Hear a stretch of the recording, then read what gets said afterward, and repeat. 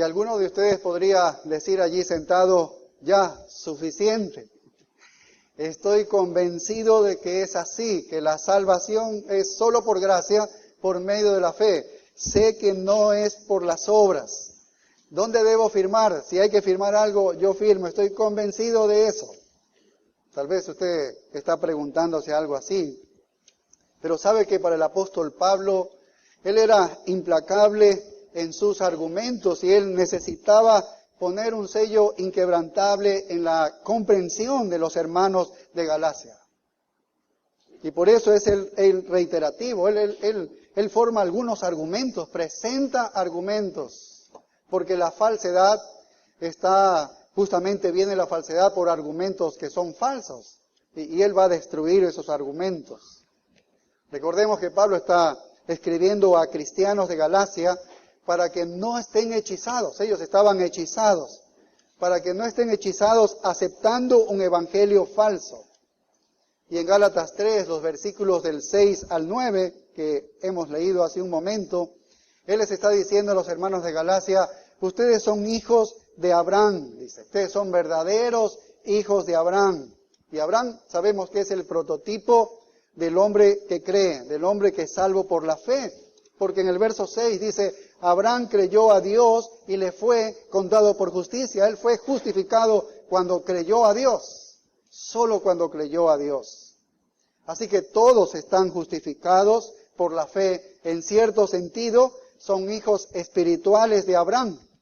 Todo aquel que ha puesto la fe en Jesucristo ha sido justificado. De alguna manera, en un sentido, somos como hijos espirituales de Abraham. Estamos hablando de creyentes justificados solo por la fe, aparte de las obras, como lo fue Abraham. Aparte de las obras, él fue justificado solo por la fe. Si alguno trata de venir a la salvación por las obras, si alguno trata de venir por su moralidad, por su religión, por obras meritorias, por cualquier cosa, entonces te encuentras bajo lo que dice el versículo 10, en 3:10, que dice, porque todos los que dependen de las obras de la ley están bajo maldición, pues escrito está, maldito todo aquel que no permaneciere en todas las cosas escritas en el libro de la ley para hacerlas.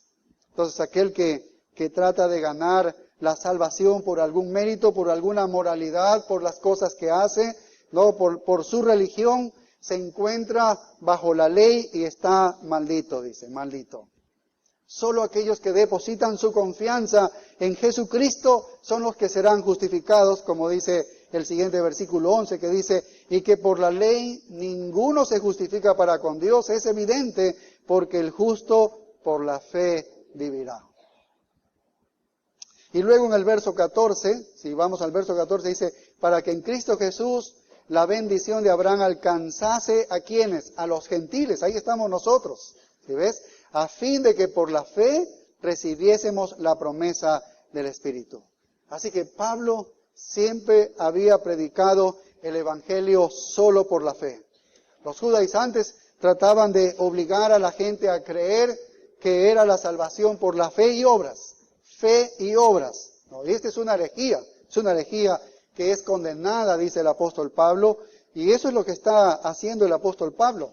Los judaizantes estaban planteando su argumento. ¿De dónde le salía este argumento de fe y obras? Ellos decían, bien, dice, ¿qué hay de la ley de Moisés? Abraham fue salvado por la fe, nosotros lo creemos.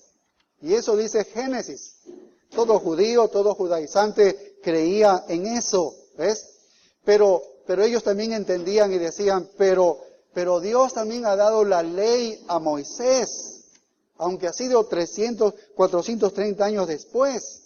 Entonces ellos están pensando, ¿no será que el plan de la salvación original, que era por la fe con Abraham, ha cambiado ya porque Dios ha dado la ley?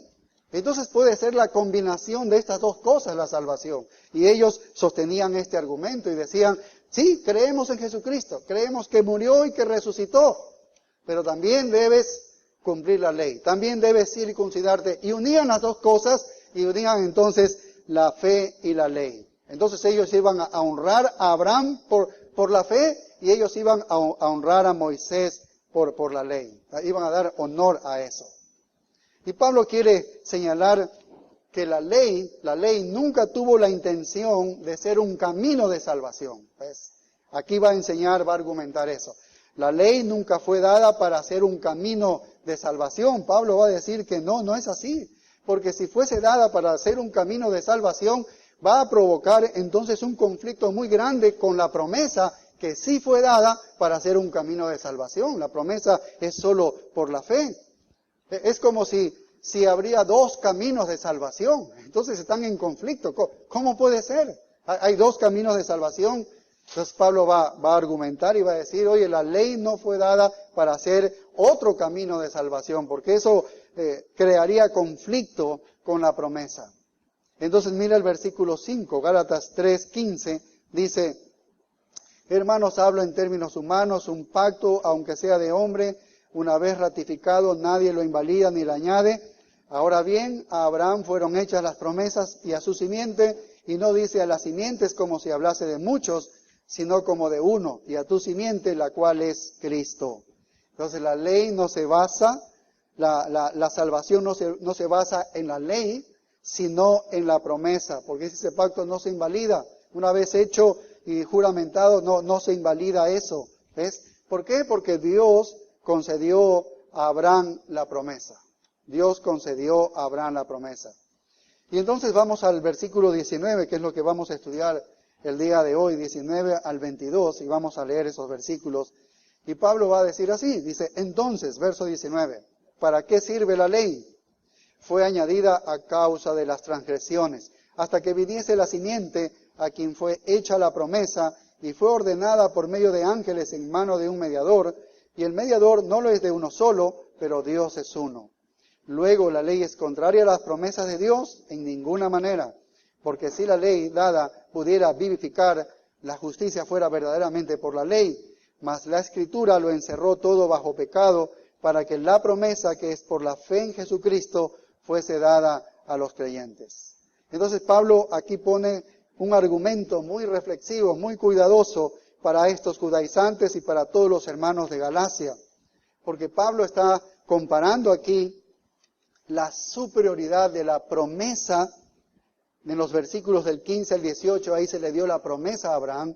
Él está diciendo, mira, la promesa es superior. ¿A qué? A los versículos del 19 al 22, que es la ley. La ley fue inferior a la promesa. Eso es lo que va a estar argumentando el apóstol Pablo aquí. ¿Por qué? Porque la promesa fue divina. Por lo tanto, siendo que es divina, es incondicional. Es incondicional, no así la ley. La promesa es eterna, por lo tanto es irrevocable. Nadie puede decir se terminó ya esto. Es eterna. Y esta promesa es por gracia, no es que lo consigue el otro que deba cumplir algo, es por gracia divina, de manera que es inmerecida. No hay otra manera de obtenerlo que es inmerecidamente, es por gracia. Entonces la promesa es la que Dios le dio a Abraham en Génesis 12. Hemos leído estos textos, que Dios iba a traer bendición y también iba a traer salvación, demostrados en el mismo Abraham, porque él dice que fue justificado cuando creyó. ¿Ves? Fue demostrado esto y fue justificado por la fe, solo por la fe. Entonces Abraham creyó a Dios y le fue contado por justicia. Dios hizo la promesa de bendecir y salvar al mundo gentil también, por medio de Abraham. Esa es la promesa que está también en Hechos 12, en Génesis 12. Más adelante, es interesante porque más adelante en el Nuevo Testamento, después de Génesis, también encontramos que Dios hizo una promesa a David, el rey David. Todos sabemos del rey David. ¿Para qué? Para que el pacto abrahámico también abarque esta promesa de davídica. ¿Ves? El pacto de Abraham, la promesa de Abraham contiene a este pacto davídico, ¿sí? Del Salvador. Si ustedes van al libro 2 de Samuel, interesante porque aquí vemos la promesa que Dios le hace a David en el capítulo 7 y el versículo 12. Este texto es fundamental, es importante. Le dice así a David, le dice el Señor, dice, y cuando tus días sean cumplidos y duermas con tus padres, ya mueras, le dice a David, dice, yo levantaré después de ti a uno de tu linaje. Y vas a ver que no está refiriéndose a Salomón, porque el siguiente rey que le sucedió a David fue su hijo, que fue Salomón. Y no se está refiriendo aquí a un rey que era el siguiente hijo de David. Porque mira lo que sigue diciendo. Dice, el cual procederá de tus entrañas. Es uno que iba a ser de tu linaje, es decir, iba a ser un rey. Dice, el cual procederá de tus entrañas, iba a salir de él. Mira el versículo 13, lo que dice, y yo afirmaré para siempre el trono de su reino. Y yo afirmaré para siempre el trono de su reino. Bueno, sabemos que Salomón murió y terminó su reinado, fue Roboam el hijo de Salomón y se dividió el reino. Este reino no es un reino del que está hablando allí. Este reino es un reino eterno, eterno. Así que el personaje que está allí prometiéndosele es un personaje diferente. El pacto abrámico abarca la promesa del pacto davídico. En el pacto de Abraham, el Salvador es la simiente, dice, y a tu simiente, dice. Y sabemos que la simiente es Cristo, ¿ves? La simiente es Cristo. En el pacto davídico, ¿quién es el Salvador? El Mesías, el Rey. Está hablando de Él, es el Rey. Y luego, más adelante, vinieron los profetas y hablaron de un nuevo pacto. Jeremías habla del nuevo pacto, Ezequiel habla del nuevo pacto. Y este pacto se caracterizaba por algo. Dice que vendría perdón de pecados. Dios perdonaría los pecados. Es decir, transformaría el corazón de su pueblo, saca el corazón de piedra y pone un corazón de carne y les va a dar su Espíritu Santo a cada uno de ellos. Y esto está describiendo, según el Nuevo Testamento, la regeneración, el nuevo nacimiento. Porque es el Espíritu Santo quien viene y hace esa obra de regeneración del corazón de todo hombre. Ahora, qué interesante, porque del pacto abrámico sale la promesa de salvación, ¿no? Y esa promesa es llevada a la realidad por la simiente de David, que es el rey. Ya estamos en el pacto davídico, ¿ves? Esa simiente es la simiente de David, el rey, el Mesías, en el pacto davídico. Y su obra por el pecado es posible gracias a su propia muerte. Este Mesías va a dar su propia muerte en la cruz como un sustituto por los pecadores y por lo tanto Dios traería perdón de pecados, que es lo que habla el nuevo pacto. Así que hay un flujo del pacto abrámico que abraza el pacto davídico y que abarca el nuevo pacto profetizado, anunciado por los profetas. Todos estos pactos se resuelven en una sola persona, que es Cristo. Los tres pactos en una sola persona, que es Cristo. Cristo es la simiente de Abraham. Y todos los que son bendecidos en Cristo. Cristo es el cumplimiento del pacto davídico. El gran hijo de David, ¿cuál iba a ser? ¿Cuál iba a ser este rey? El rey de reyes. Iba a ser Jesús, iba a ser Cristo. Y Cristo es el que ratifica y cumple el nuevo pacto. ¿Se acuerdan cuando Jesús mismo estaba allí ya para morir e hizo la cena, la última cena, que es la que nosotros celebramos aquí en nuestra iglesia? Y Él les dice, esta copa, les dice, es el nuevo pacto en mi sangre que por vosotros será derramada. Él confirmó, Él ratificó y cumplió el nuevo pacto. Él mismo lo cumplió. Entonces ves que en estos tres pactos todo se cumple en Cristo Jesús. Todo se cumple en Jesucristo. Así que la promesa a Abraham, la promesa a David y la promesa a los profetas del nuevo pacto están unidas en la gracia eterna. Es algo incondicional este pacto, estos tres pactos, incondicional. Esto tiene que ver con la soberanía de Dios en cuanto a su cumplimiento. Por lo tanto, la promesa que se le hace por eso a Abraham es superior. Y todo se resuelve en Cristo. Todo se resuelve en Cristo. Todas las promesas por eso están en Cristo. En el Nuevo Testamento eso es lo que nosotros estamos escuchando. En Cristo. Todas las promesas de Dios están en Cristo. En la simiente de Abraham es el hijo de David, es el Redentor el que ratificó el nuevo pacto que es el mismo. Y por eso en el versículo 20 dice, y en él amén, por medio de nosotros para gloria de Dios. Es interesante porque según a los Corintios 1:20 dice eso, porque todas las promesas de Dios son en él sí, dice, y en él amén, por medio de nosotros y para gloria de Dios. Todo lo que Dios prometió a Abraham y todo lo que estaba en la línea de Abraham, todo lo que prometió a David y todos los que serían influenciados por este pacto davídico y todo lo que se prometió en el nuevo pacto, como lo dice Jeremías y Ezequiel, todo se cumple en Cristo. Qué interesante. Todo se cumple en Cristo y así lo ves a lo largo del Antiguo Testamento, estos tres pactos y todo se cumple en Cristo. Hablan de lo mismo, están ratificados allí. Ahora, miren el Nuevo Testamento, cuando Pablo está predicando este Evangelio, cuando él predica el Evangelio, te vas a sorprender. Mira lo que dice Hechos, capítulo 13 y el versículo 32. Hechos 13, 32.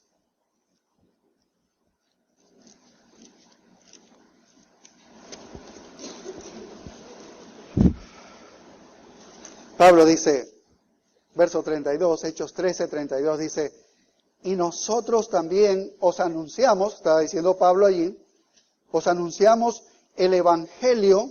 ¿Cuál es el Evangelio que anuncia Pablo? Estamos en el Nuevo Testamento. Están los viajes misioneros de Pablo, dice, y nosotros también os anunciamos el Evangelio de aquella promesa hecha a nuestros padres. Aquella promesa hecha a nuestros padres. ¿De qué promesa está hablando Pablo? Que ese es el Evangelio que él predica. De la promesa que se le hizo a Abraham. ¿Quiénes son los padres de los judíos? Abraham, Isaac, Jacob. ¿Ves? Y él está diciendo, oye, yo predico el Evangelio que yo predico tiene que ver, está relacionado con la promesa que Dios le hizo a nuestros padres, a nuestro padre Abraham, a nuestro padre Isaac, a nuestro padre Jacob. Yo estoy predicando la promesa a los padres. Pablo, al anunciar esto, que el Evangelio que él predica es el mismo Evangelio, que es la promesa que se le dio a Abraham y a los padres de los judíos, Pablo está queriendo decir que entonces el pacto mosaico no canceló la promesa hecha a Abraham. Porque mira, ha pasado al Nuevo Testamento, Pablo que era un judío, él anuncia la misma promesa. Su evangelio tiene que ver con la promesa que se le hizo a Abraham. Y eso demuestra que entonces el pacto de la ley, el pacto mosaico, no anuló el pacto de la promesa. ¿Por qué? Porque Pablo sigue predicando el evangelio de la promesa hecha a sus padres. Qué interesante, porque está mostrando claramente que nunca anuló esta ley y está enseñándoles a estos judaizantes que están en Galacia, allí envenenando con un evangelio falso, diciendo que tienes que ver el pacto mosaico, tienes que meterlo allí, es condicional para la salvación. Y Pablo dice, no, porque el evangelio que yo predico no tiene que ver con la ley, tiene que ver con la promesa que se le hizo a nuestros padres. Y ahí está el pacto abrámico. Mira lo que sigue diciendo en el verso 33, dice, la cual Dios ha cumplido a los hijos de ellos, a los hijos de los padres, es decir, a los judíos, la cual Dios ha cumplido, dice, a los hijos de ellos, a nosotros, él se incluye porque él es un judío, dice, resucitando a Jesús, es decir, toda esa promesa a los padres tiene que ver con Jesús y su resurrección, lo ha cumplido ya, dice, ¿ves?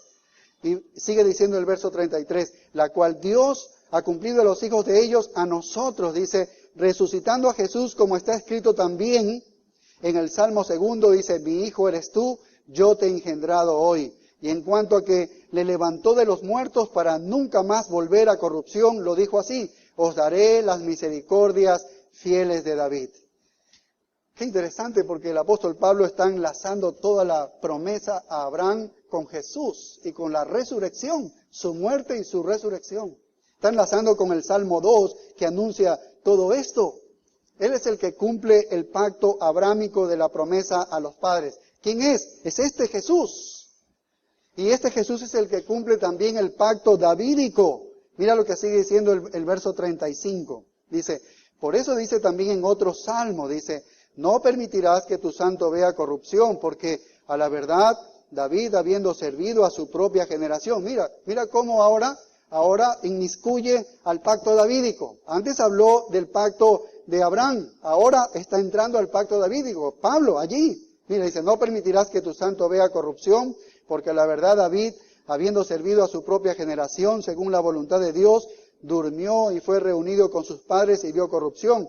Mas aquel a quien Dios levantó no vio corrupción. El mismo que resucitó en la promesa de Abraham es el mismo que cumple el pacto davídico. Está diciendo, está enlazando y uniendo todo en el mismo personaje que es Jesucristo.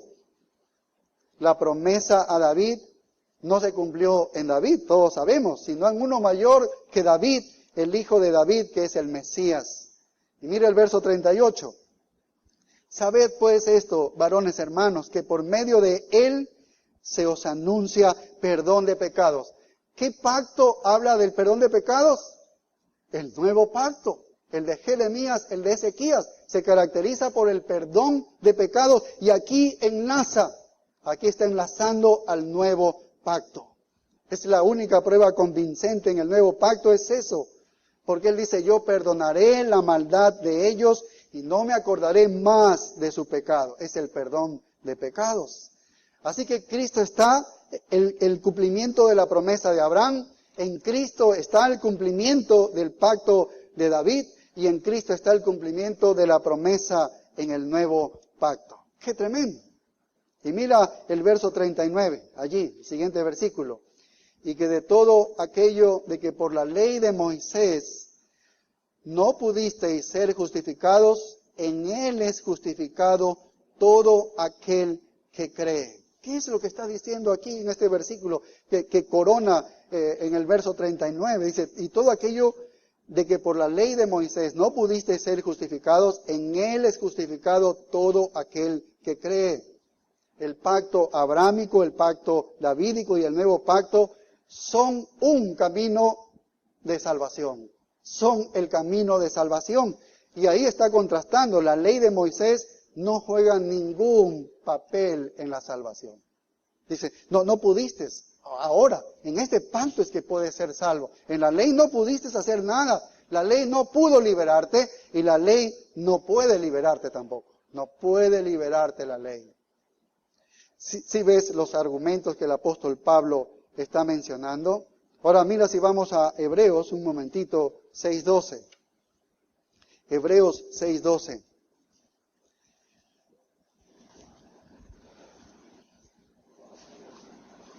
Hebreos 6:12 dice, a fin de que no os hagáis perezosos, sino imitadores de aquellos que por la fe y la paciencia heredan las promesas, porque cuando Dios hizo la promesa a Abraham, no pudiendo jurar por otro mayor, juró por sí mismo, diciendo, de cierto te bendeciré con abundancia y te multiplicaré grandemente. Este texto de Hebreos 6:12 es una repetición de la promesa de Dios a Abraham, justo en el momento cuando estaba para sacrificar a su hijo Isaac. Y así que Dios otra vez le hace la promesa a Abraham, le ratifica esta promesa a Abraham. Esto es en Génesis 22:17. Hebreos está enlazando de Génesis 22:17. Mira el verso 15 allí, Hebreos 6:15 dice, y habiendo esperado con paciencia, alcanzó la promesa, porque los hombres ciertamente juran por uno mayor que ellos, y para ellos el fin de toda controversia es el juramento para confirmación, por lo cual, queriendo Dios mostrar más abundantemente a los herederos de la promesa la inmutabilidad de su consejo, interpuso juramento. O sea, Dios puso un juramento allí. Esta promesa es una promesa divina, hermanos. No tiene que ver con una promesa de un hombre, porque hace rato lo hubiésemos quebrantado nosotros. Tiene que ver con una promesa que es divina, por lo tanto, no puede ser alterada, es inalterable.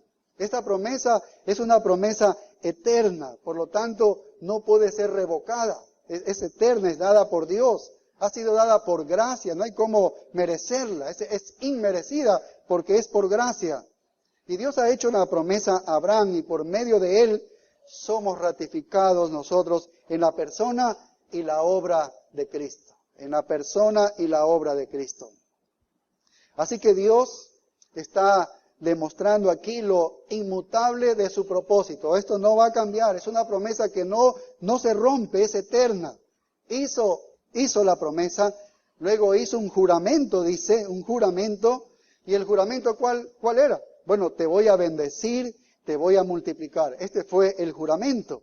Entonces hizo un juramento consigo mismo. Este es un pacto incondicional para que por esas dos cosas inmutables, ¿no?, que es la promesa y el juramento, entonces, como dice el verso 18, para que por dos cosas inmutables en las cuales es imposible que Dios mienta, tengamos un fortísimo consuelo los que hemos acudido para asirnos de la esperanza puesta delante de nosotros, la cual tenemos como segura y firme ancla del alma y que penetra hasta dentro del velo, donde Jesús entró por nosotros como precursor.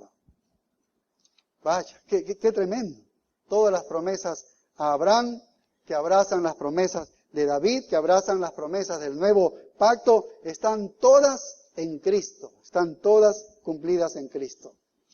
Y cuando tú y yo nos aferramos a Cristo, nos aferramos a todas estas promesas. Ahora los hermanos de Galacia tenían que elegir, o la salvación es por la fe y las promesas de Dios, o es por la fe, por las promesas de Dios, o es por la ley, por las exigencias de la ley, pero no pueden ser por ambas, no pueden ser por ambas. Pablo está diciéndoles, oye, no puedes mezclar estas cosas, o es lo uno o es lo otro, y ellos tenían que elegir, bueno, ¿qué es lo que vamos a creer? Y la Escritura es clara en que la ley de Moisés no desempeña ningún papel en el cumplimiento de las promesas a Abraham, ni de David, ni del nuevo pacto. La ley no tiene nada que ver, no tiene nada que ver. No hay ningún cumplimiento allí de estos tres pactos, de estas tres promesas. Ahora sí regresamos al versículo 18, entonces en Gálatas 3:18, que nos dice, porque si la herencia es por la ley, mira, ya no es por la promesa, pero Dios la concedió a Abraham mediante la promesa. Entonces, literalmente, Pablo está diciendo que le fue dado una gracia, ese concedió, es de charis, que es gracia, se le dio a Abraham por medio de una promesa. Entonces, la herencia no está basada en la ley, no está basada en la circuncisión, no está basada en obras morales, no. Se basa en la promesa de Dios que se le dio a Abraham y por medio de Abraham a todos los que creen. Así es la salvación. Y Dios muestra cuál de los dos es el camino correcto. La herencia completa con todas las bendiciones y la promesa se da como un don de gracia por medio de la fe. Y lo muestra el apóstol Pablo allí. Entonces, ¿ves por qué es una doctrina tan asaltada y tan cambiada, ¿no? Y para transformarlo en una herejía, a lo largo de los años de la historia de la Iglesia ha sido atacada esta doctrina terriblemente. Cualquiera que sea el punto que estaban enseñando los judaizantes, el hecho fue que Dios concedió la salvación y la justificación a Abraham mediante la promesa de la fe, no la ley. Y eso debe ser claro para todos nosotros. La ley ni siquiera existía después de los 430 años que se le fue ratificada a Jacob. Después de 430 años, ahí recién viene la ley. Pero 600 años antes de la ley ya se le había dado la promesa a Abraham. Entonces, el argumento de Pablo es aquí, mira, la promesa es superior. La promesa es superior. ¿Por qué? Porque por su confirmación, como lo vimos en los últimos pasajes. Superior porque está centrada en Cristo. Todo se cumple en Cristo. Superior por su cronología, ¿no? Llegó antes de la ley, fue primero que la ley, ¿no? Y superior por su integridad. Vamos a ver que la ley no fue perfecta para provocar salvación en el hombre. Entonces, y Pablo termina diciendo en este verso, la ley no anula la promesa. Así que todo pecador que confía en Cristo solo, aparte de las obras, llega a la promesa de esta herencia. ¿no? Viene aparte de cualquier mérito, de cualquier obra, de eso es aparte, no, ninguna salvación es por alguna religión, por algún mérito, por alguna circuncisión, algún rito, algún bautismo, nada tiene que ver eso con la salvación. Entonces entramos en el verso 19, que es lo que vamos a estudiar el día de hoy. El verso 19 que comienza diciendo, entonces, ¿para qué sirve la ley? Bueno, Pablo está creando su propio argumento aquí, porque eso era lo que ellos se preguntaban también. Entonces, ¿para qué sirve la ley? Si la ley ellos lo entendían, lo uno con la fe de Abraham y se vuelve fe y obras, y por eso ellos enseñaban fe adicionado a las obras. Entonces Pablo aquí está diciendo, ¿para qué sirve la ley? Pablo está creando su argumento, porque él sabe lo que ellos van a decir estos judíos, y él ve la superioridad de las promesas y ve la inferioridad de la ley, ¿no? Y la ley es inferior por 3 razones, y Pablo las va a explicar. La ley, en primer lugar, tiene el propósito de definir el pecado. Mira, la ley define el pecado. ¿Recuerdan Romanos 7:7? Porque yo no conocí el pecado, sino ¿por qué? Por la ley, dice Pablo. Yo no conocí el pecado, sino por la ley. Porque tampoco conociera la codicia, dice, si la ley no dijera, no codiciarás. ¿Sí ves? Si la ley no dijese eso, yo no conociera el pecado. Entonces, la ley es puramente un reflejo del carácter santo, moral y justo de Dios. Esa es la ley. ¿Quieres ver la naturaleza de Dios en su santidad? Anda la ley y ves allí. Ahí está el carácter de Dios en esta ley. Y esta ley lo que hace es definir el pecado. Sabríamos acerca de algunos pecados porque tenemos la ley de Dios escrita en el corazón. El que nadie lee, nunca ha leído la Biblia, sabe porque Dios ha escrito su ley en los corazones de toda persona. Así que lo sabe de alguna manera. Toda la ley nos da una imagen de la justicia completa de Dios y de todo lo que ofende. Y no son solamente comportamientos, como pensaban los fariseos que interpretaban mal la ley. Ellos pensaban que se trataba de cosas externas, de un comportamiento apropiado. No, tiene que ver con las actitudes. ¿Con qué actitud yo hago algo? La ley moral tiene que ver con las actitudes. Así que este primer propósito de la ley es definir el pecado. En segundo lugar, la ley tiene el propósito de incitar el pecado. Hace un ratito estábamos en Romanos 7:7, pero Romanos 7:8 dice, mas el pecado, tomando ocasión por el mandamiento, produjo en mí toda codicia, porque sin la ley el pecado está muerto. ¿Verdad? Cuando nos dicen, no, a usted le dice al niño, no coja esto. Y el niño, como que internamente, ahora fija su vista en eso que usted le dijo. No, mientras no le decía, ni tomaba en cuenta ese aparato. Pero cuando usted le dice, quiero que esto que está aquí no lo cojas. Y ahora hay algo en el niño que va a coger eso. Igual somos nosotros. Se nos dice, no hagas esto, es como interiormente hay algo que se levante, es que tengo que hacerlo prohibido. Somos como incitados, somos como atraídos, ¿ves? A hacer justamente lo prohibido. De alguna manera incita al pecado en ese sentido, ¿ves? Es decir, no sabes, pero esto ha sido pecado y ahora siento como una especie de atracción, de alguna manera, porque sé que no lo debo hacer. ¿No? La ley refleja la naturaleza santa de Dios, no lo debo hacer y ahora me veo como incitado, inclinado hacia hacer aquello que es prohibido, porque se vuelve como más atractivo. Entonces, la ley no solamente define el pecado, también incita al pecado en nosotros, de alguna manera. Y un tercer propósito es declarar que el pecado es rebelión contra Dios. Eso es lo que hace la ley, declara que el pecado es rebelión contra Dios. ¿Ves? No solamente que el pecado es malo, no solamente por lo que nos hace y hace otras personas, sino porque es rebelión contra Dios, rebelión contra Dios.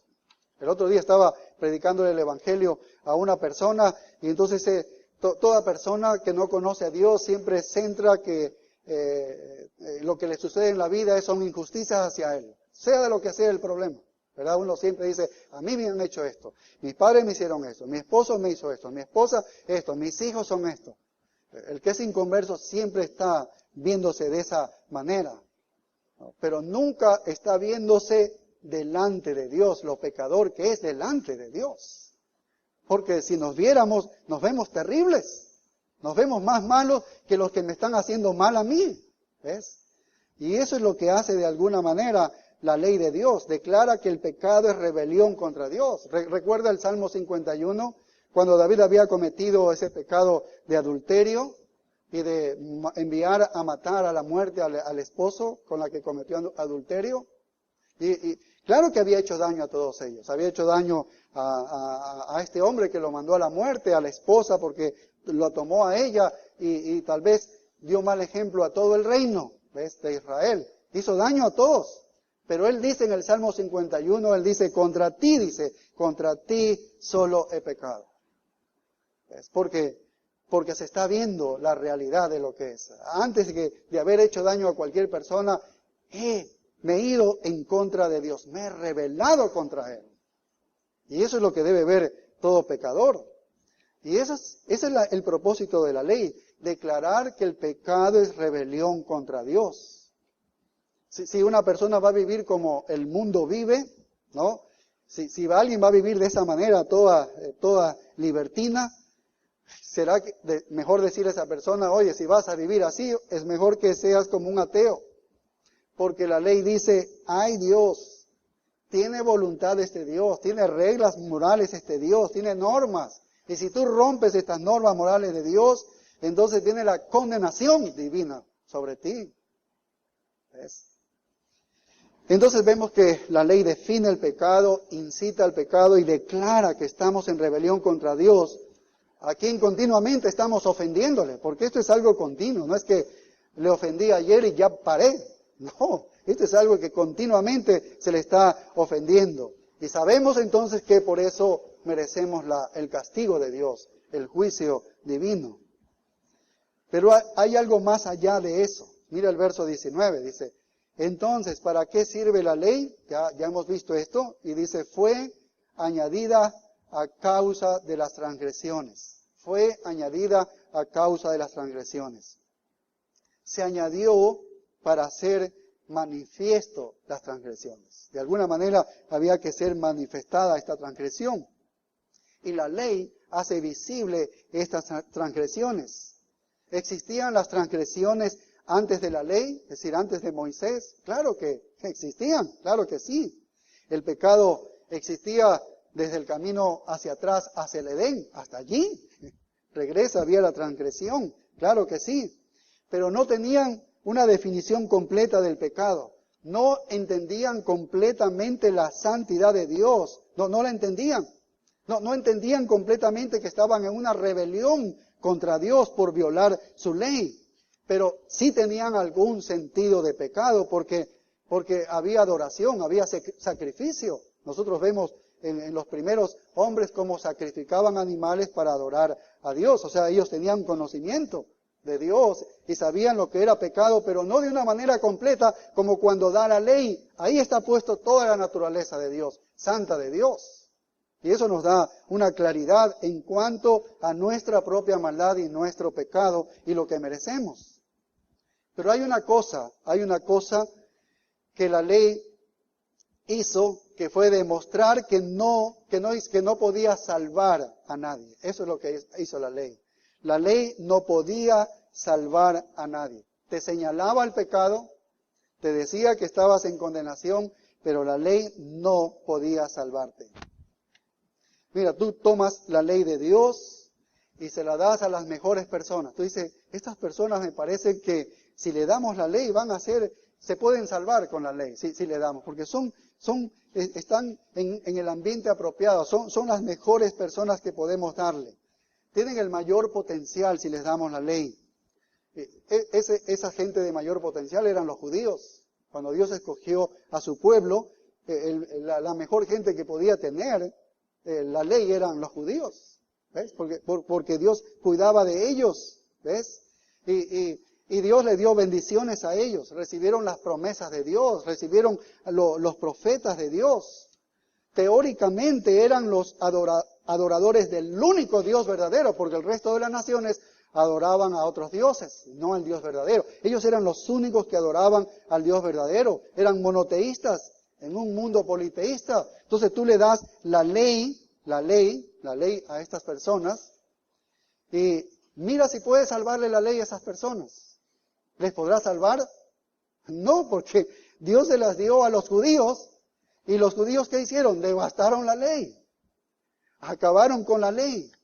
En Éxodo 24 dice que ellos recibieron esta ley y dijeron, oh, vamos a obedecer, seremos obedientes, obedeceremos. Y nosotros conocemos la historia de Israel en todo el Antiguo Testamento, que fue desobediencia, fue deserción de Dios, fue apostasía, adorando a otros dioses, ¿ves? Juicio, exilio, todo eso es lo que conocemos de Israel. Y ellos tenían la ley. Entonces, ¿qué demuestra la ley en la historia de Israel, en la vida de Israel? ¿Qué demuestra? Que no les pudo salvar a los judíos. La ley no les pudo salvar. En absoluta justicia, la ley es santa, justa y buena. La ley es buena, es santa, justa, manifiesta el carácter de Dios, pero no pudo salvarles.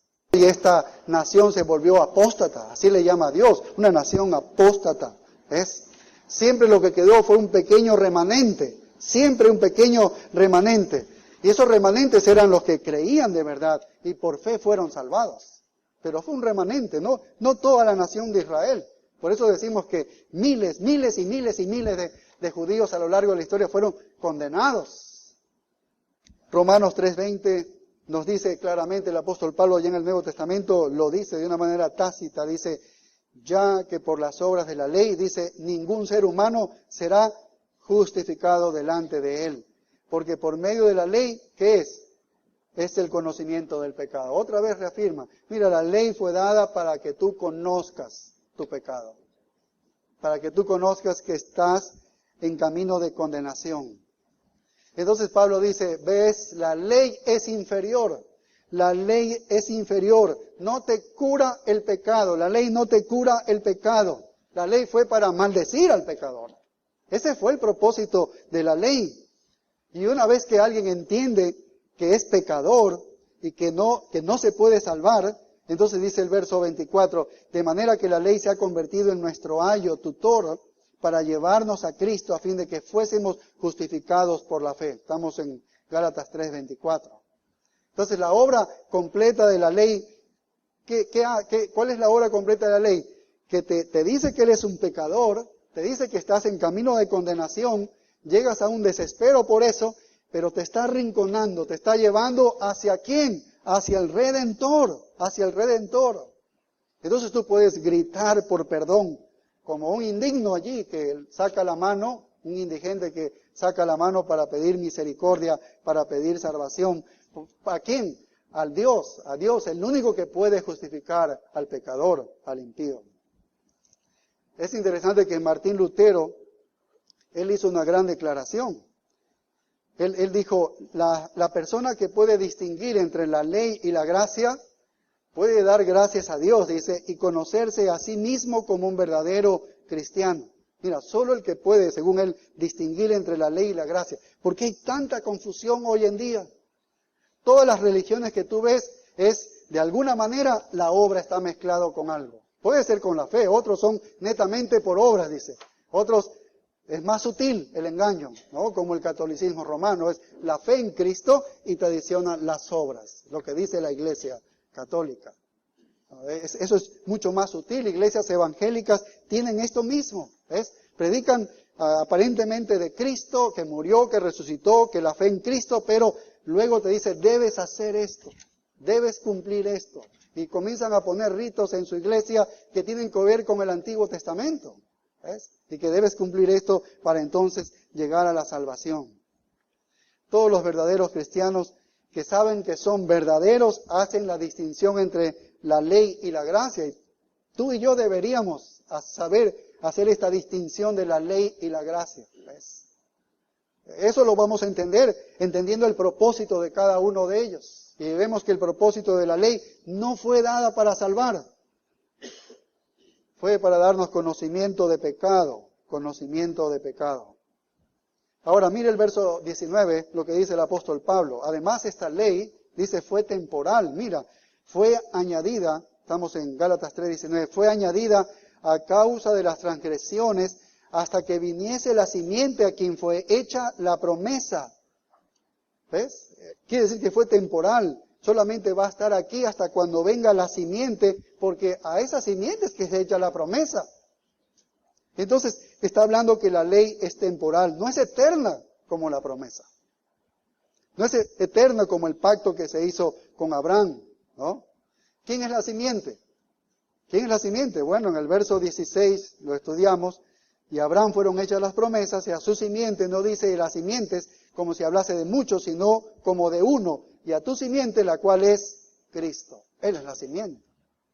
Él es la simiente. A Cristo se le hace la promesa. Y es solo que cuando estamos en Él, en Cristo, es que todas las bendiciones son nuestras. Cuando estamos en Cristo, todas las bendiciones son nuestras. Entonces, está explicando Pablo y les dice, la ley es temporal. Por eso es que todo desapareció, dice. Ya vino aquel cumplimiento de la promesa, ya vino Cristo, Él es la simiente, Cristo ya vino, entonces la ley no tenía un propósito duradero, era solamente temporal.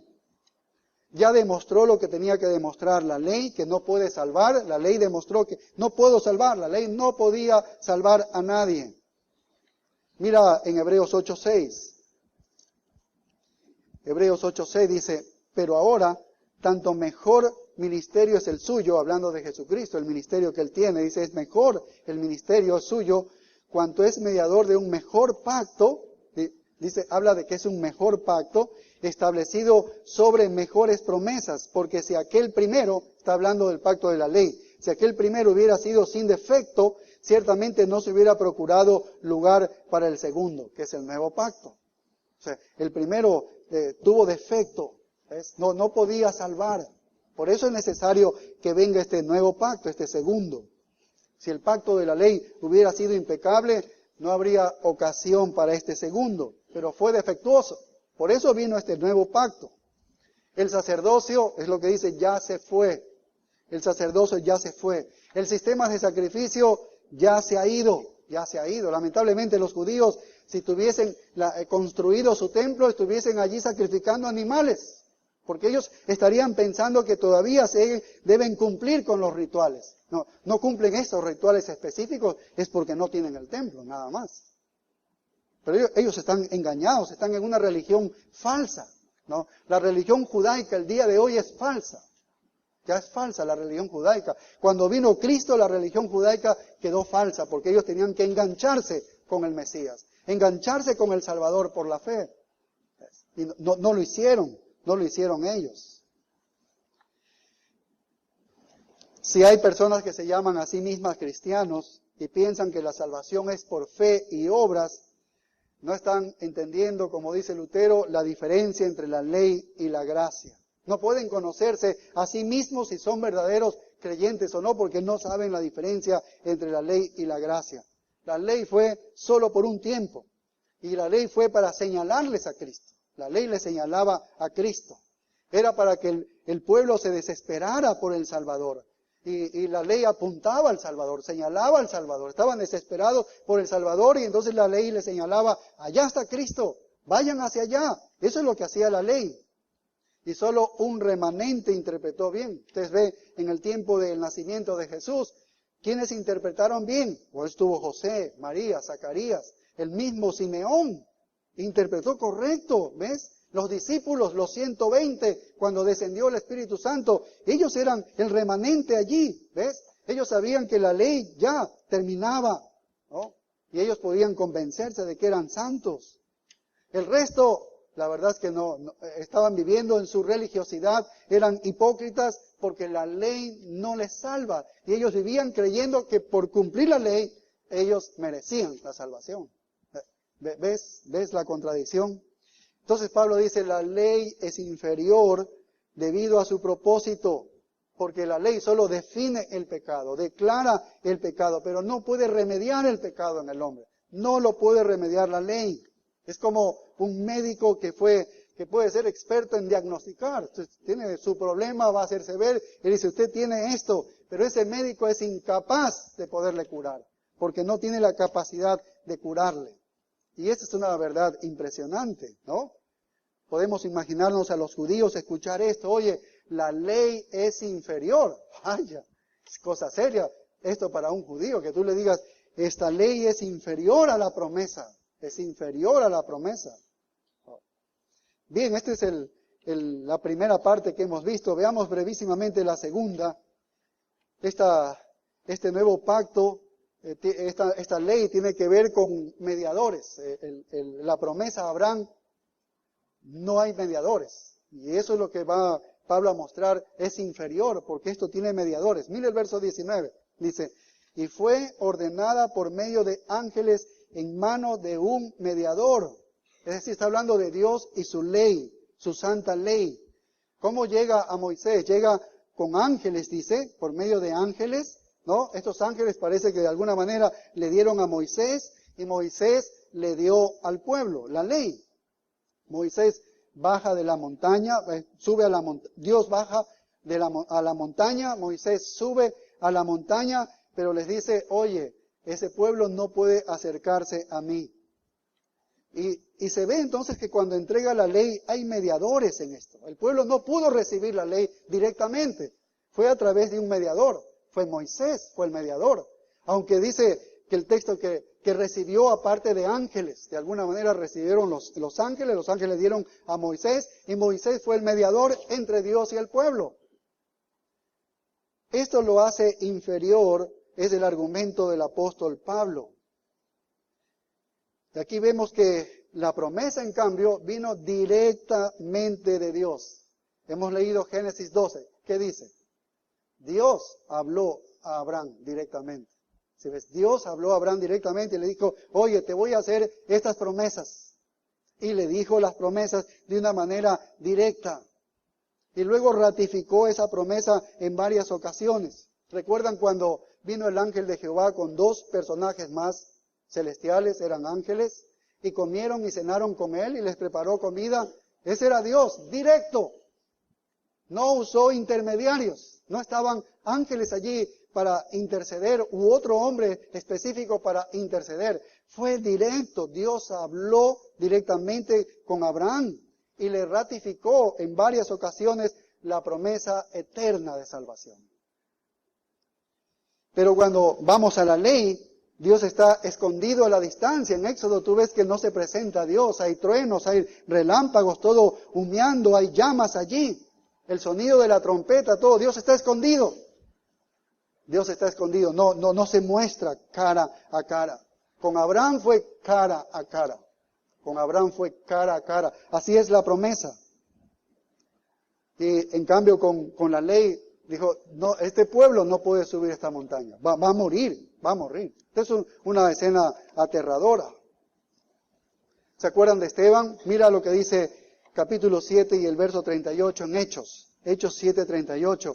Porque él da un tremendo sermón ahí ante el Sanedrín. Ahí estaban los principales judíos, las autoridades judías religiosas. Y en este sermón, en Hechos 7 y el verso 38, mira lo que él dice, es interesante. Dice, este es aquel Moisés que estuvo en la congregación en el desierto con el ángel que le hablaba en el monte Sinaí y con nuestros padres y que recibió la palabra de vida que darnos. Es decir, él fue el intermediario. Nunca vino directo esta ley. Ahora vamos a Hebreos 2:2. Hebreos 2:2. Dice, porque si la palabra dicha por medio de ángeles fue firme y toda transgresión y desobediencia recibió justa retribución, dice, ¿cómo escaparemos nosotros si descuidamos una salvación tan grande? Hubo intermediarios en este pacto de la ley. Estaban involucrados ángeles y estaba involucrado un mediador, en este caso es Moisés. Y Pablo dice, ves, es inferior debido a que había mediadores. Los ángeles son seres creados. Moisés era solo un hombre. Y eso es lo que él reitera aquí en nuestro texto. Él está diciendo, eso es inferior. Hermanos de Galacia, eso es inferior, es lo que está diciendo. Pero en el caso de Abraham, Dios vino directamente y cara a cara le habló. Bueno, creo que esto del mediador es lo que hace que el catolicismo romano sea tan aberrante, ¿no? Es tan aberrante, ¿no? Porque hay mediadores por todas partes, ¿no? Está la Virgen María como mediadora, están los santos como mediadores, está el Papa, está todo tipo de falsos mediadores por todas partes. ¿Ves? La ley se dio así. Moisés era el mediador, ángeles que le dieron a Moisés esta ley. Pero hoy en día, así algunas religiones se sostienen, con un sistema totalmente hereje, ¿no? Otros mediadores, totalmente falso, ¿no? Se parecen más a la ley de Moisés, ellos, los católicos, se parecen más a la ley de Moisés que a Dios y la promesa que se le hizo a Abraham. Moisés era grande, pero Dios es mucho mayor, ¿ves? Dios es mucho mayor. Luego, aquí en Gálatas 3 y el verso 20 dice, y el mediador no lo es de uno, no lo es de uno solo. Esto es interesante, porque si hay un mediador es porque hay dos partes. O sea, no hubiese un mediador si no hubiese dos partes que el uno va a dar y el otro va a recibir y van a hacer un acuerdo, y este es un mediador que va a encargarse de ver si se cumple o no. Si una parte no cumple, se quiebra el pacto, ¿no? Y eso es lo que aquí Pablo está diciendo, y el mediador no lo es de uno solo, está hablando de la ley. ¿Por qué hubo mediador en la ley? Tenía que haber un mediador, porque están dos, está Dios y está el pueblo. Debes cumplir esto y si no obedeces, entonces va a venir consecuencias. ¿Ves? Entonces hay condicionamientos allí y por eso necesitaban un mediador. Entonces, el mediador está entre dos personas. Pero mira lo que sigue diciendo, pero Dios es uno. En cambio, dice, en el pacto de la promesa, en lo que es por la gracia, no se necesita de ningún mediador, porque Dios es uno. Dios está jurando ¿por quién? Por sí mismo. No está condicionando nada, Él jura por sí mismo. El camino de la gracia depende totalmente de Dios. Esa es su promesa. El hombre no puede hacer nada para alterar esa promesa que Dios ha hecho. Puede que peque, pero el amor y la gracia de Dios permanecen inalterables. Inalterables. ¿Ves la diferencia? Por eso Pablo dice, es inferior la ley a la promesa, a la gracia que Dios ha dado. A esta promesa que se le dio a Abraham. Y finalmente, veamos en cuanto a su logro, verso 21. Mira, dice, luego la ley es contraria a la promesa de Dios. Luego la ley es contraria a la promesa de Dios.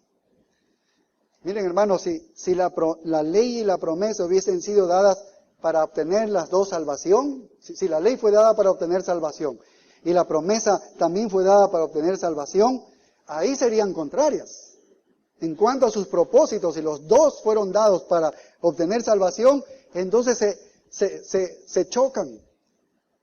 No habría forma, están en vías contrarias, pero no fue dada así.